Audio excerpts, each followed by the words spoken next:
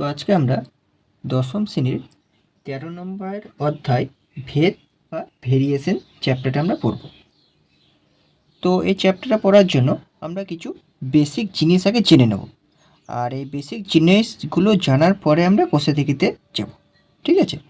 তো এটা পড়ার জন্য আমাদেরকে প্রথমে কিছু জিনিস জানবো, যেগুলো হলো চলরাশি কী। চলরাশি কী? তো আমরা ক্লাস 7-8 পড়ে এসেছি চলরাশি কী মানে কি, যেগুলোর মান হচ্ছে সবসময় পরিবর্তনশীল। যেমন আমরা চলরাশিকে এক্স, ওয়াই, জেড দ্বারা প্রকাশ করে থাকি, অর্থাৎ যাদের মান হচ্ছে সবসময় পরিবর্তনশীল, অর্থাৎ যে কোনো সময় যে কোনো মান হতে পারে, এইগুলোকে বলছে চলরাশি। আর একটা হচ্ছে ধ্রুবক পদ। ধ্রুবক পদ, তো ধ্রুবক পদ কি? অর্থাৎ যার মানটা হচ্ছে একটা নির্দিষ্ট। যেমন যদি আমি একটা সংখ্যা লিখি 2, তো 2-এর ভ্যালু সবসময় 2ই থাকবে, এটা কোনো চেঞ্জ বা পরিবর্তন হবে না। সেই জন্যই 2টা হচ্ছে কি ধ্রুবক পদ, বা এমনি যে কোনো সংখ্যাকেই আমরা ধ্রুবক পদ বলতে পারি, যেগুলো মানটা কোনো পরিবর্তন হয় না। ঠিক আছে, বেশ।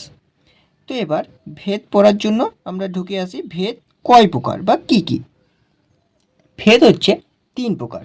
কি কি? 1 নম্বর হচ্ছে সরল ভেদ।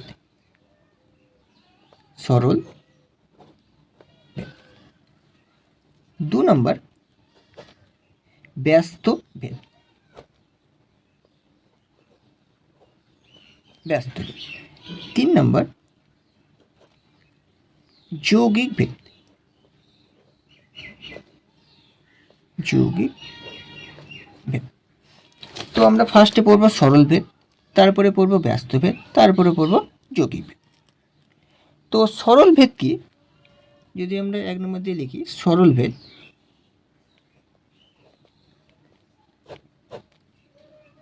এটা কি? যদি দুটি চলরাশির ভাগফলটা ধ্রুবক হয়।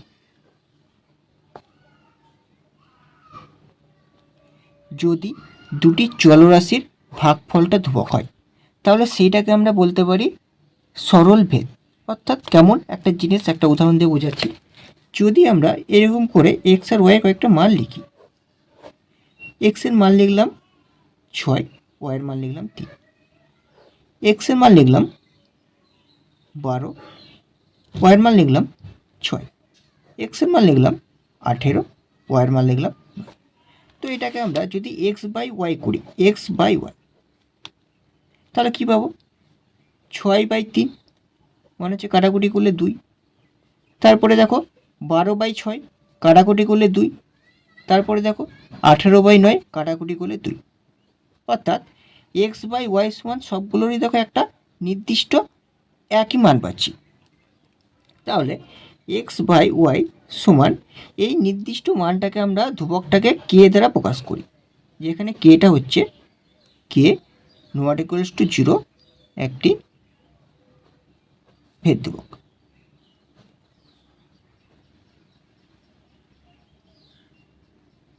এই নট ইকুয়ালস টু মানে কি, কে এর মানটা কোনো সময় শূন্য হতে পারবে না, শূন্য হলে হবে না, অশূন্য ভেদ ধ্রুবক। ঠিক আছে, তো এটাকে আমরা কি লিখতে পারি? এক্স সমান ওয়াই ইন্টু কে, বা কে ইন্টু ওয়াই। ওয়াইটাকে দিয়ে গুণ করে দিলাম।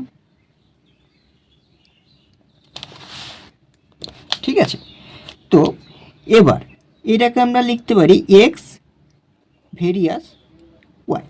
এই যে আমরা কেটা গুণ করেছিলাম, এই যে কেটা এইখান থেকে উঠে গেল, এই রাশিটা থেকে, এই ওয়াই থেকে কেটা উঠে গেল, তখন সেটাকে আমরা লিখছি এক্স ভেরিয়াস ওয়াই। এটা হচ্ছে সরল ভেদ। যদি দুটি রাশির ভাগফলটা ধ্রুবক হয়, তাহলে সেটা সরল ভেদ। সেটাকে আমরা কী করে লিখতে পারছি? X versus Y.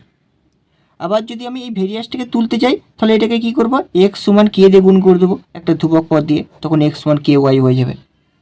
ঠিক আছে, বেশ। এবার হচ্ছে ব্যস্ত ভেদ। 2 নম্বর হচ্ছে ব্যস্ত ভেদ। এটা কি? যদি দুটি চলরাশির গুণফলটা ধ্রুবক হয়। অর্থাৎ কেমন, আমি আর একটা এক্স ওয়াই এর মান দিয়ে লিখি এক্স ওয়াই। তাহলে এক্স এর মান যদি আমরা লিখি 3, ওয়াইয়ের মান যদি আমরা লিখি 4, বেশ। এক্স এর মান এখানে লিখলাম একটা 6, ওয়াইয়ের মান এখানে লিখলাম 2, এক্স এর মান এখানে লিখলাম 12, এখানে লিখলাম 1। এভাবে আমরা এক্স আর ওয়াইটাকে গুণ করে দিচ্ছি। তাহলে এক্স গুণিত ওয়াই সমান, দেখো 3 4 12,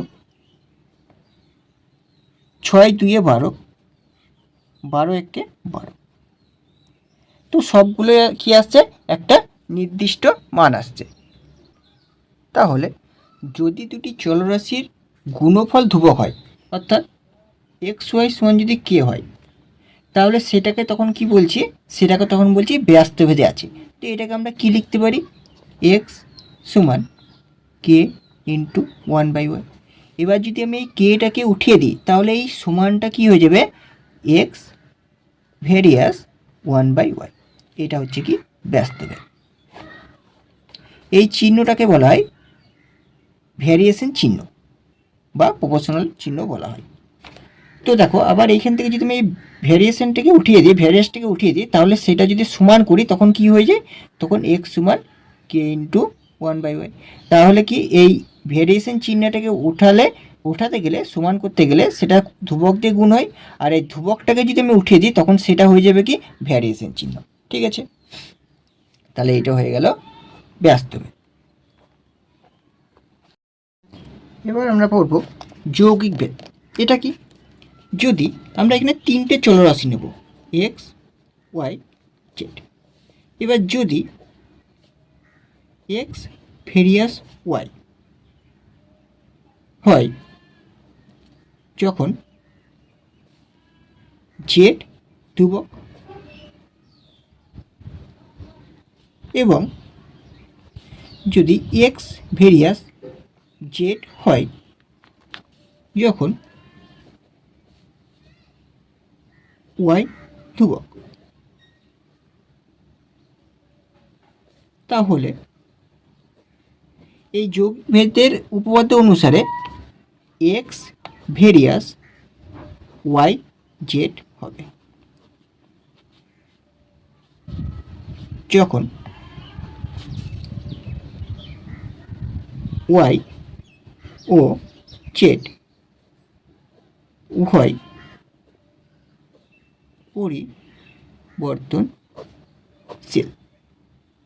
তাহলে কি হলো, যৌগিকভেদের উপপাদ্য অনুসারে এক্স ভেরিয়াস ওয়াই জেড, এই যে এখানে ওয়াইটা আর এখানে যে জেডটা ছিল সেটা গুণ হয়ে গেল, এক্স ভেরিয়াস ওয়াই জেড। ঠিক আছে, এটা হয়ে গেল আমাদের যৌগিক ভেদের উপপাদ্য।